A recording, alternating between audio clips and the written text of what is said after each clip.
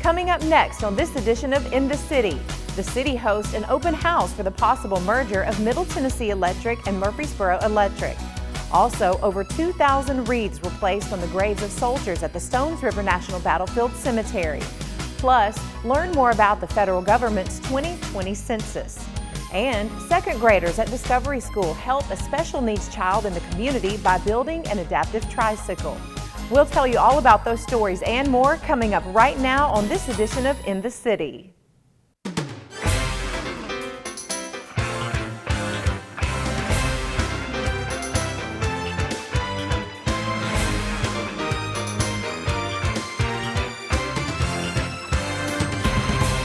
Welcome to another edition of In the City, your source for what's happening right here in the city of Murfreesboro. I'm Michael Linn White.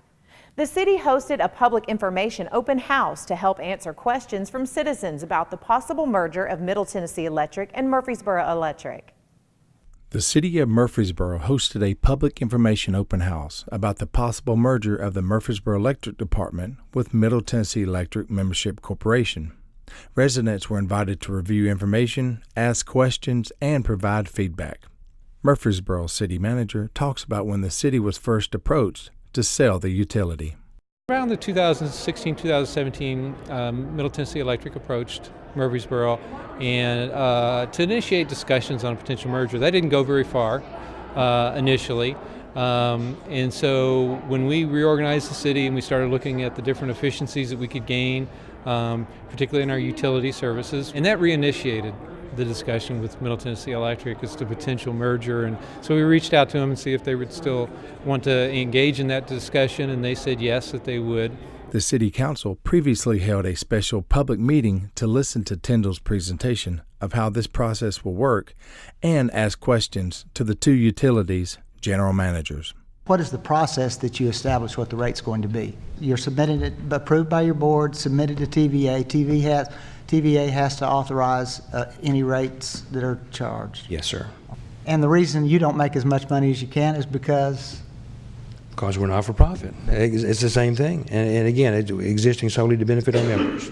Will Murfreesboro citizens, will they have a membership fee when they join Middle Tennessee Electric? How will that work? No, they will not. Okay. Thank you. Yes, sir. When we're looking at benefits, right now, our employees with the electric department, they get 5 weeks of vacation.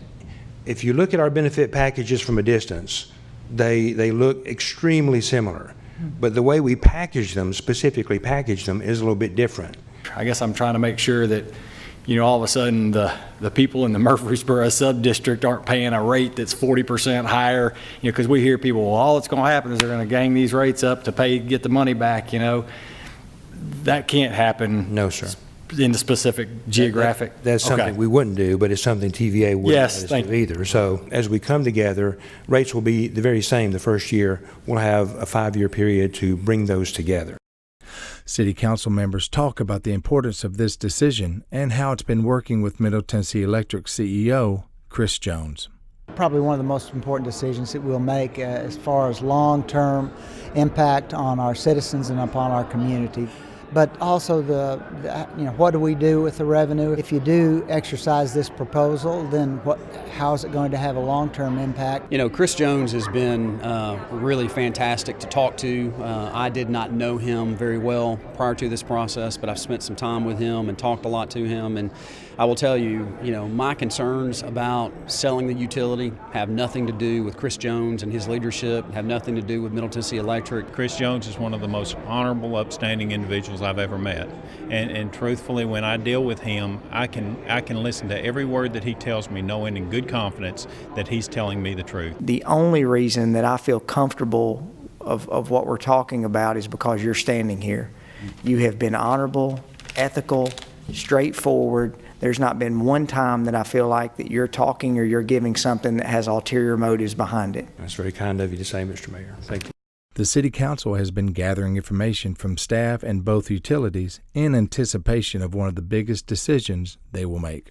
The one win to this for people who have the philosophy that government should be small and close to the people. This is a reduction in the size of the city government of Murfreesboro. And I think that's a positive thing too. Once you start crunching the numbers and looking at it and thinking about what we need as a city and what we'd have to do to finance our needs as a city, it did start to make quite a bit of sense. The staff has worked very hard. I always want to recognize the effort that they put in to do that. But I think at the end of the day, the council members have to set the vision of what we want Murfreesboro to look like long term. I just can't see where it's in our best interest to not own our own utility. You take the information you have, you certainly listen to our public and the citizens of our community, their input and their perspective on these decisions.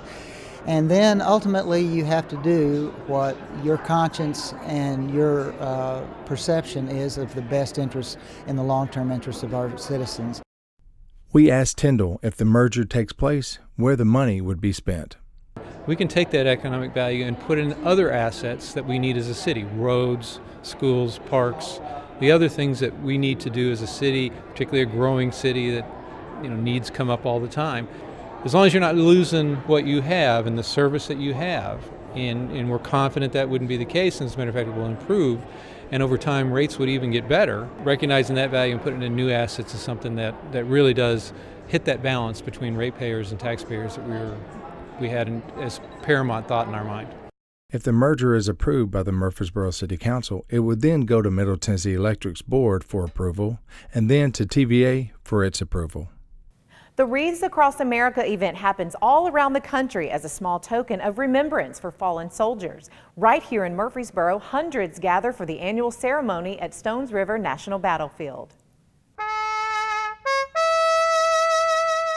It started in 2012 with 12 wreaths. Now, the Wreaths Across America ceremony at Stones River National Battlefield has grown to 2,727 lovingly placed wreaths on the graves of our country's fallen heroes. This is part of it, to bring remembrance and to share with the young ones so that they understand, hey, the reason why you have it so good today is because of the sacrifices they made before you came.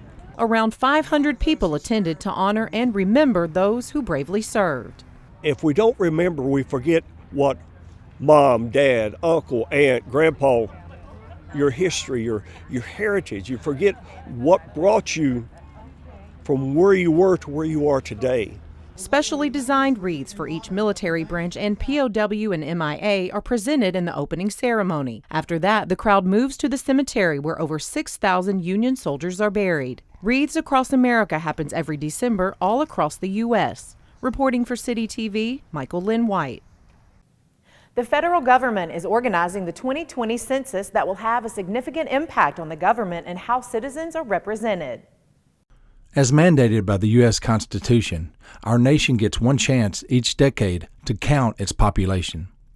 To get an accurate count, the Census Bureau must have an accurate address list, maximize self-response, and follow up with those who don't respond. What a lot of people don't know is we've done the census in the United States since 1790, and it's actually mandated in the U.S. Constitution under Article 1, Section 2. Why is it important? Two main reasons. We use the population count to apportion representation in Congress. The second big reason is to find out where the population is, what services need to be funded, and return tax dollars that have come into the federal government back to those communities, to the people where they are. Census 2020 has begun, and Crabtree explains the timeline he's under. We will start conducting the actual count in February, and we will take it up through July. But after July, we have to take all those numbers, tabulate them, put them in a final report, submit them to the president by December 31st of 2020. The Census Bureau has 3 ways for you to complete your census form. 1, we're sending out the form starting in mid-March. If you want to do it without sending something through snail mail, there's going to be a link at the top of the form, and you can go on the website and you can do it that way and be done. And then the third way, you can call a phone number that will also be included with that information, go through a series of menus, and you're done. So what we're doing is hiring 500,000 people across the country. That's in every state, the District of Columbia, and all of our territories. In this county right now, we need 2,000 census takers. and we want people to go on to 2020census.gov/jobs and apply for those jobs. They're flexible. They work with your schedule. You don't even have to quit your current job. There's two basic categories. One, we have those people who are going to work in offices. That's more of your traditional work day and traditional work week. And we have two locations here in Middle Tennessee where that's possible to do. One is our Shelbyville area census office, and the other one is our Nashville census office, which is actually in Franklin. We also have field operations. I work in field operations myself. Field operations, they go out in the community. Now, when I say that, though, I don't want you to think that they're coming knocking on your door right away. They're not. What they are doing initially is working on the area that we call group quarters. As we get into the self-response phase and we are not getting all the returns, then they'll start going through the neighborhoods and looking for those addresses that have not submitted a return yet. For Rutherford County, our jobs will be paying up to $21 an hour. So we're asking for people who are the best, what they do, who are trustworthy, and who have that flexibility. And we want to pay you the best that we can to help us get this done, because it's important not only to you personally, but it's also important to our community to make sure that we capture what growth is happening here in Murfreesboro and Rutherford County in general. As part of a special class project, students build a specially designed adaptive tricycle to donate to a child in the community. As they say, it's as easy as riding a bike. Well, for many children, it's not that simple. Second graders at Discovery School were learning about adaptive technology, which means helping children with disabilities do things that all kids enjoy, which includes riding a bike. No matter their limitations physically, or if they have vision limitations or balance problems, we're going to find the bike that's right for them. One of these specially designed bikes was recommended for a boy in the community by his physical therapist. As part of Kayla Mullen's second grade class project, the students helped build it. We had a parent of a child that attends Discovery School approach us and say, my child is in a second grade class and they're learning about adaptive technology. Wouldn't this be a great opportunity for them to learn about adaptive cycling? Learning about disabilities in the classroom and how those with special needs adapt, the tricycle idea fit in perfectly. Today was our culminating project of taking a person from our community and helping them with an adaptive device that we built ourselves. The sister of a boy in Mullen's class already has one of these bikes, and her mom says it means the world to her now that her whole family can enjoy this activity together. Now she can actually go a little distance all on her own, so it allows her to be independent and be able to ride where she wants to. Not always where I want her to go to. She can start to go places that she wants to go. Mullen says this project exceeded her expectations and that the empathy shown from her students is truly touching. When they found out about the 3-year-old boy that we were building the bike for, they fell in love with him and they wanted to do all they could. So it was really powerful for them to engineer and build the devices and then be able to give it to that child.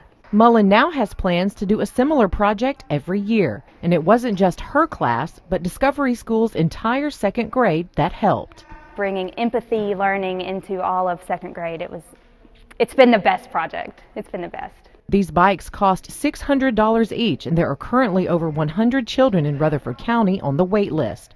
For more information, including how you can donate, visit www.musiccitytrikes.org. Reporting for CityTV, Michael Linn White. With the highest attendance to date, Murfreesboro City school kids packed the Murphy Center on campus to cheer on the Lady Raiders for the annual Education Day event.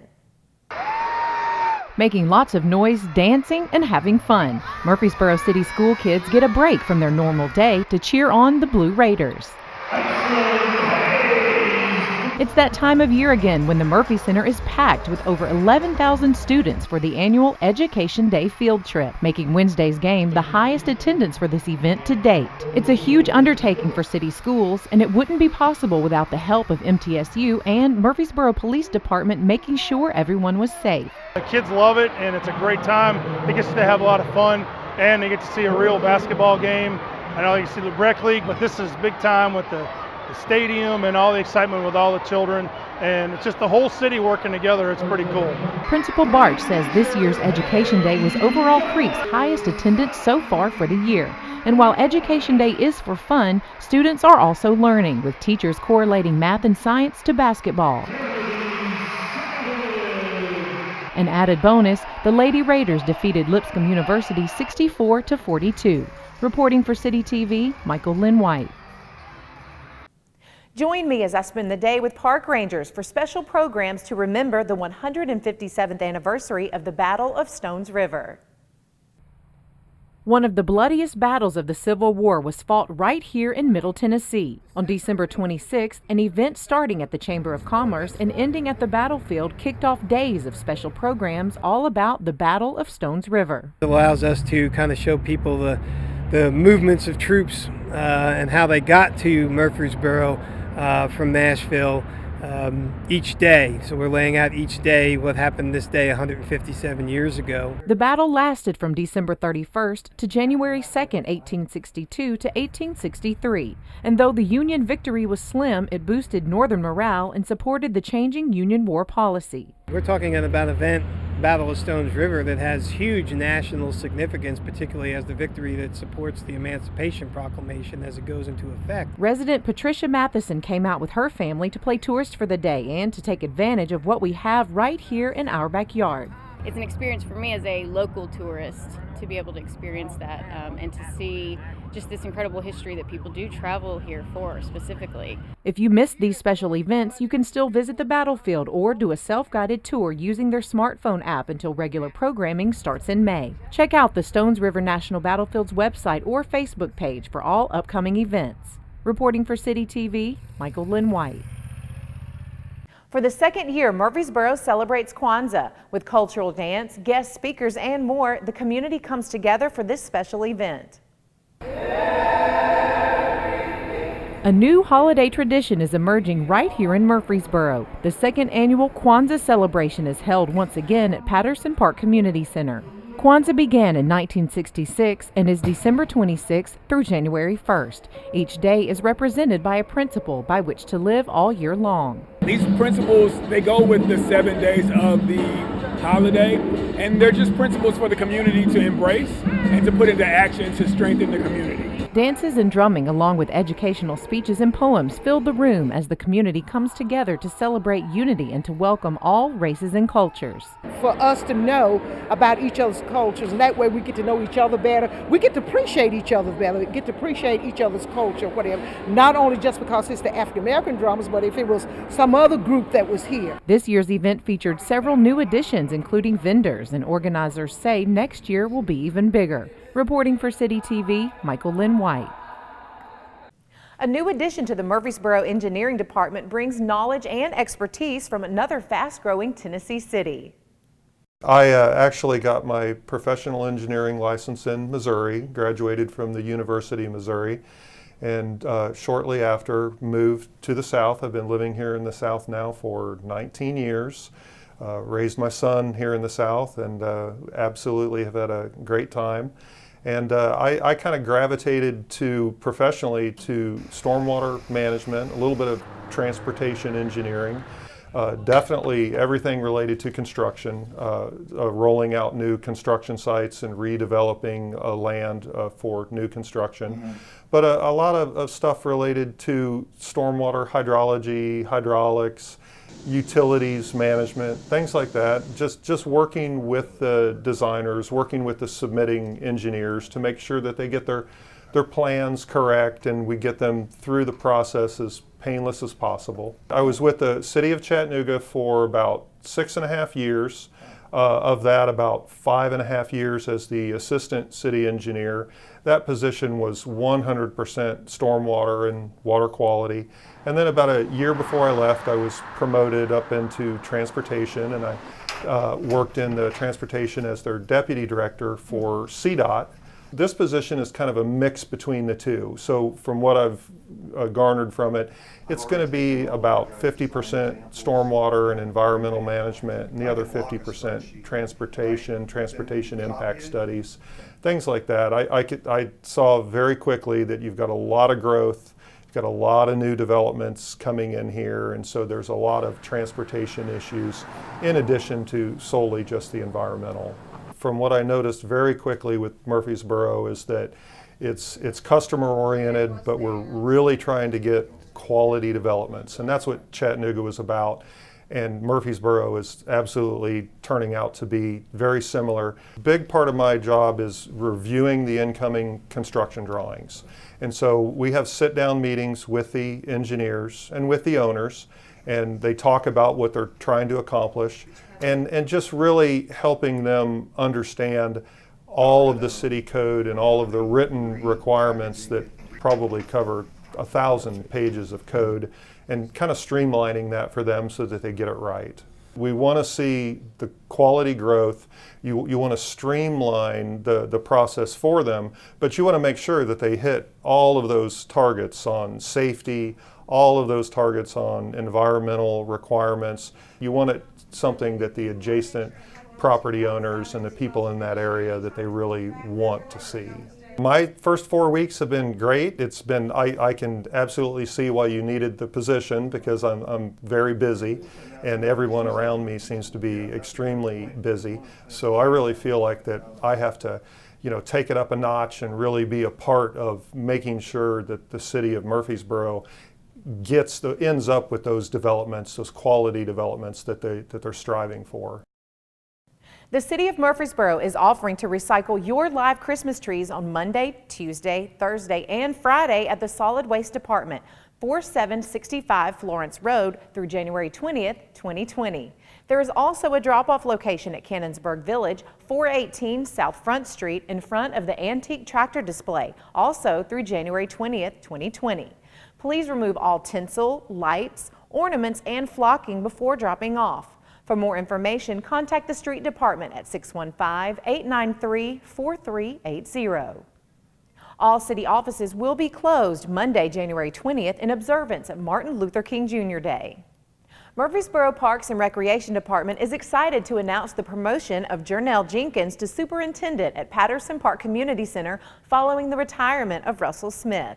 Nate Williams, MPRD Director, says Gernell's community connections and leadership qualities fit perfectly with our mission to provide quality programs at its first-class venue. She is another dedicated addition to the Murfreesboro Parks and Recreation Department's leadership team, and we're excited to see what the future holds for Patterson Park Community Center under her guidance. Jenkins has over 15 years of leadership experience in park and recreation and facility management. Prior to her work with the City of Murfreesboro, Gernell began her career as a public servant with the City of Indianapolis and Metro Nashville, where she served in various leadership roles in parks and recreation. Oakland's Mansion is once again presenting the Wedding Dresses Through the Decades exhibit January 17th through March 1st, 2020. Stories of our community will come to life through wedding gowns on display at Oakland's Mansion.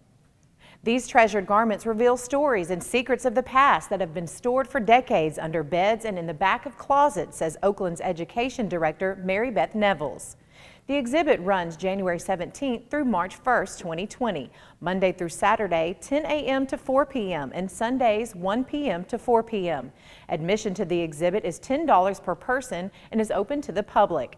Mansion tours are available at regular rates during regular museum hours, and combination tickets for the exhibit and house tours are available at a reduced rate.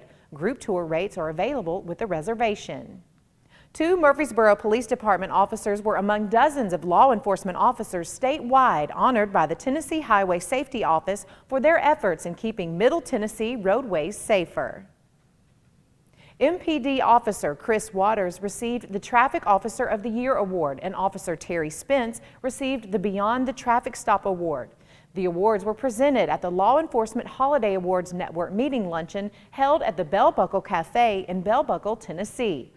As of mid-October 2019, Waters' traffic enforcement activity included investigating 299 crashes, answering 767 total calls for service, including 272 officer assists, conducted 928 traffic stops, which resulted in multiple arrests and the issuance of more than 1,900 citations and written warnings.